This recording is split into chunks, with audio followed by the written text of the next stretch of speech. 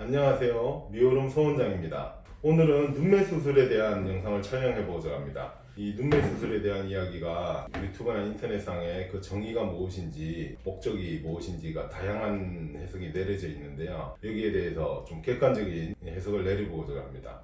자, 눈매 수술의 정의에 대해서 먼저 알아볼게요. 이게 전후의 모습을 이제 비교한 것인데요. 편안하게 있을 때 검은 눈동자의 노출량, 이건 무슨 말이냐면은 제가 한번 편안하게 있을 때 검은 눈동자의 노출량을 이제 화면상에 나타나시죠. 이게 한 80%, 85% 정도 돼요. 그런데 제가 놀랐을 때는 이렇게 100% 노출이 다 되죠.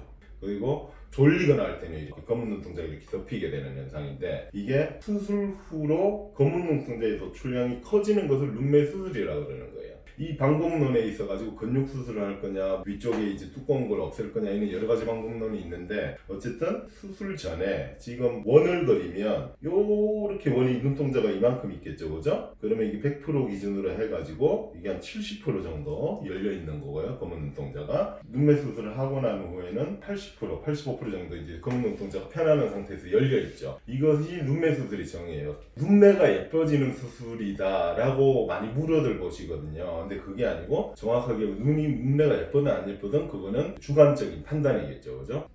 이 눈매가 커지는 이제 수술의 방법에 대해서 이제 여러 가지가 이제 소개되고 있는데요. 좌측이 절개 눈매 교정의 모식도고요. 우측이 비절개 눈매 교정의 이제 모식도예요. 자, 이걸 보시면 이거는 측면 사진이고, 여기가 속눈썹이거든요. 이게 눈동자고요. 여기 아랫 눈꺼풀, 윗 눈꺼풀, 여기 속눈썹이 되겠고, 이게 의사가 쌍꺼풀을 만들기 위해서 이제 절개를 하는 라인이 되겠죠. 그래서 나중에 이제 쌍꺼풀이 돼요. 그렇게 되면 이 갈색이 있죠, 갈색. 갈색이 눈 뜨는 근육이고, 이상하게도 이 눈 뜨는 근육은 이중구조로 되어 있어요. 갈색 근육하고 뒤에 빨간색 보이시죠? 이것도 눈 뜨는 근육이에요. 서로 담당하는 역할이 틀린데, 절개 눈매 교정은 보통 이제 이 눈 뜨는, 갈색 눈 뜨는 근육이 있죠? 이게 고무줄 같은 존재라서 검은 눈동자죠, 그죠? 노출이 안 되는 이유 자체가 이 고무줄이 힘이 없는 거예요. 편안하게 있을 때 고무줄이 이렇게 당겨지겠죠. 당겨지면은 검은 눈동자가 노출이 되게 되는데, 근육이 힘이 없으니까 근육을 앞쪽으로 이렇게 박리를 해가지고 이렇게 근육의 고무줄 길이를 줄인다든지, 아니면 고무줄을 이렇게 겹쳐놓는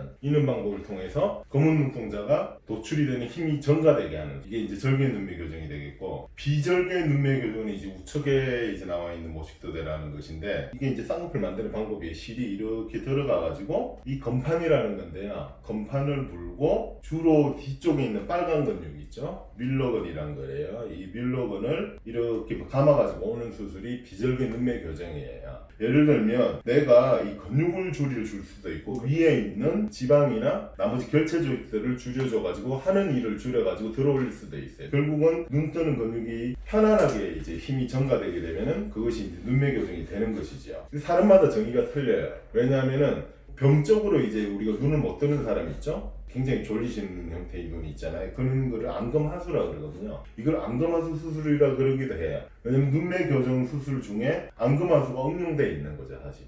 우리 눈매 수술은 보통 미용적인 수술을 할 목적으로 이제 눈매 수술이라는 말을 많이 쓰게 되는데, 이는 팔뭉치를 줄이거나 근육의 힘을 좀 강화시켜가지고 비절개 혹은 절개 방법으로 하는 거를 눈매 교정이라는 것이고, 눈매 수술하고 안검하수 수술은 친척간이라고 보시면 돼요. 친척간. 굉장히 비슷하다는 거죠. 이게 똑같은 수술 아니고요. 안검하수 수술이라는 거는 이제 말 그대로 검은 눈동자가 너무 심하게 병적으로 가려져 있기 때문에 위에 있는 갈색 근육이 있죠. 이걸 리베이터건이라고 그러고, 아래에 있는 걸 밀러건이라고 그러는데, 이 두 근육을 동시에 혹은 하나만 이용해서 안검하수를 교정해 주는 것이 안검하수 수술이에요. 그리고 눈매 수술이라는 것은 미용적인 목적으로 이걸 검은 눈동자 노출량을 증가시키려고 하는 행위들을 말해요. 이게 원래 눈매 수술의 정의라고 정의해 놨어요. 자, 그러면 중요한 게 사실 결과거든요. 하면 눈매 수술을 그저 하는 결과가 이유가 있을 거 아니에요. 자, 첫 번째는 이 말씀을 드렸죠. 그죠? 검은 눈동자의 크기가 증가해요. 근데 검은 눈동자의 크기가 증가하면 어떤 일이 생기느냐? 눈과 눈썹 사이 거리가 좁아집니다. 그리고 쌍꺼풀이 작으면서 진해지게 돼요.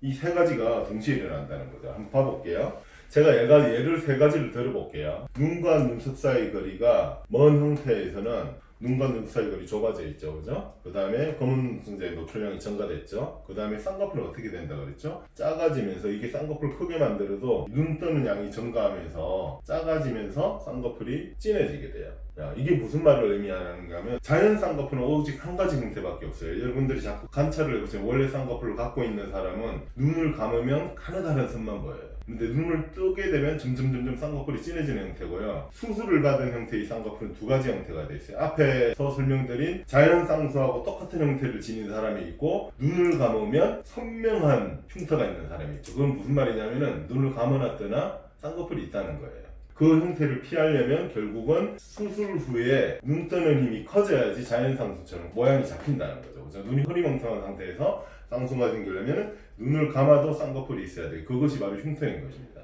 이제 중간 형태를 볼게요. 이게 이제 아주 멀지는 않은 눈하고 눈썹 사이 거리가 되겠고요. 하고 나면 눈의 노출량이 좀 증가될 것이고, 눈하고 눈썹 사이 거리가 좀 줄었죠, 그죠? 아까처럼 확 줄지는 않죠. 반 정도는 되는 느낌은 아니고, 쌍꺼풀은 눈을 뜨면서 점점 진해지는 형태고요. 마지막으로 보면 이게 눈과 눈썹 사이 거리가 이제 좁은 경우가 이제 문제가 되게 돼요. 여기는 많이 좁아 보이진 않죠. 그런데 실제로 보면은 눈썹이 여기까지 나 있죠, 그죠? 결국 이 여기가 거리가 조금 한계가 있어요. 여기다가 눈동자는 커져야 되죠, 그죠? 수술 전에 보면 한 반 정도밖에 안 보이죠. 그 후에 보면은 눈동자는 커지고 눈과 눈 사이 거리는 좁아지고 쌍꺼풀은 굉장히 얇게 있는 형태가 되는 거죠. 사실 그래서 있는 형태에서 이상적인 모양으로 만들려면 눈과 눈썹 사이 거리를 띄우는 수술을 할 수밖에 없어요. 근데 문제는 젊은 분한테서 하면 나이가 들어서 하는 게 이마거상 이제 내시경이라는군요. 요즘 보면 이제 젊은 분들도 많이 하는 병원들이 많이 늘었더라고요. 근데 젊은 사람의 경우에는 나이 드신 분보다 수술이 유지 기간이 짧을 것으로 생각돼요.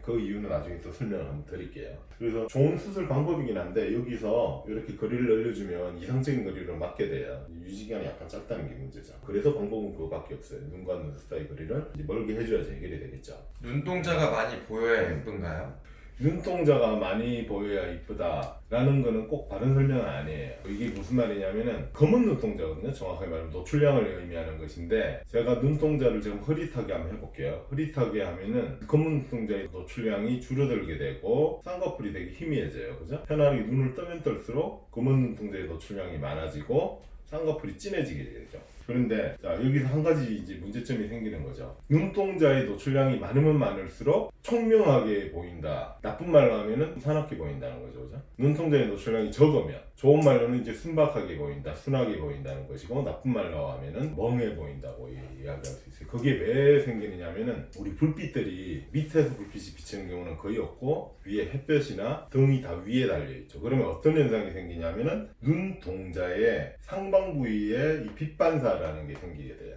이 빛 반사가 있으면 우리가 어떻게 생각하죠? 총명하다 그러죠, 그죠? 총명. 그렇기 때문에 눈매 교정이라는 거를 상방 부위를 조금만 더 한 70%를 넘어서 80에서 85% 정도 노출이 되면은 위에 빛 반사라는 게 일어나요. 그래서 그걸 가지고 이제 총명하다, 좀 더 예뻐 보인다 라고 생각할 수도 있는 거죠.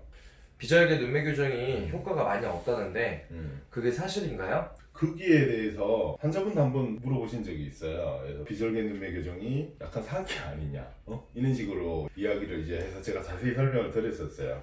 이 설명을 다시 내가 한번 해드리면, 이게 여기가 초록색이 있죠. 이게 건판이라는 거예요. 뒤에 있는 게 밀러건이고요, 그죠? 이게 리베이터건이죠, 그죠? 이 건판을 물고 밀러건을 당겨가지고 놓는 수술이에요, 이 비절개 눈매 교정. 그럼 이게 눈매 교정이 되냐 안 되냐? 돼요. 근데 왜 안 된다는 사람이 논리를 그래서 내가 찾아봤더니 근육을 접어서 놓는다고 되어 있어요. 근육을 접어놓게 되면 이 근육은 모든 근육은 다 고무줄이거든요. 고무줄이라서 늘어나게 돼 있죠. 그래서 의미가 없어. 유착도 안 일어나고. 유착이 일어나야지 이게 딱 붙어가지고 역할을 하게 되는데, 이거 비절개 눈매 교정은 논문에 나와 있듯이 건판을 잡아서 건판과 이 밀러건을 붙여주는 수술이에요. 비절개 눈매 교정은 단점이 있어요, 하나가.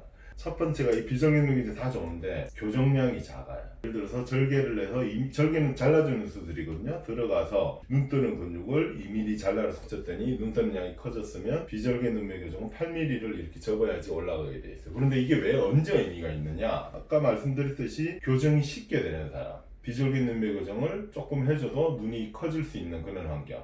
특히 눈이 크신 분들, 눈이 바깥으로 돌출되어 있는 사람이 그렇다는 거고요. 그 다음 두 번째 장점은 쌍꺼풀을 이제 진하게 해줄 목적으로, 눈매가 교정이 되면 쌍꺼풀이 진해지면서 얇아지게 되죠. 그런 목적으로 이제 쓸 수가 있는 거죠. 그래서 이거를 적절한 목적으로 사용하면 좋은 것이고, 부적절한 목적으로 사용하면 사실 안 좋게 되겠죠. 그죠? 결론을 말씀드리면 눈매 교정이라는 것은 눈매가 예뻐지는 수술이 아니고 검은 눈동자 노출량이 증가되는 수술이다. 그 증가되는 양은 80%에서 85% 정도가 좋다고 되어 있다는 것이고요. 수술 방법에는 절개 눈매 교정, 비절개 눈매 교정 두 가지가 있어요. 그리고 절개 눈매 교정은 눈매 교정량이 많이 필요하신 분들한테 적합한 수술이고, 비절개 눈매 교정은 조금만 눈매 교정을 해도 쉽게 눈매 교정이 되시는 분들한테 적합한 수술이 될 수도 있다. 아니면 불필요할 수도 있습니다. 영상 잘 보셨나요? 이상으로 미오롬 성원장이었습니다. 다음에도 좋은 영상으로 찾아뵙겠습니다. 감사합니다.